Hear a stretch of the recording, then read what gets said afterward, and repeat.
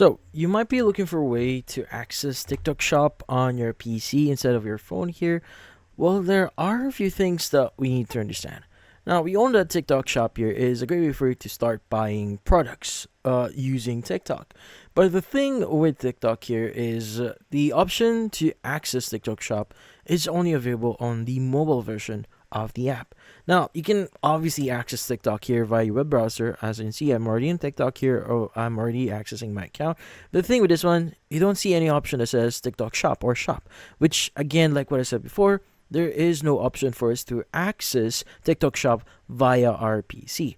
Now, the best and second thing that you could try doing here is you may want to use an emulator to emulate a mobile device in your PC.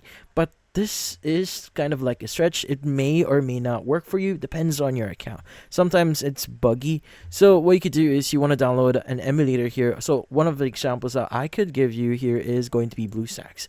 Now BlueStacks allows you to create a emulator in your PC. Basically simulates like a phone in your PC, and what it does is it should work like any kind of mobile device. So you just need to install it into your device here. As you can see, you have an option to access Google Play Store, install that, and you want to go and just access TikTok via that way.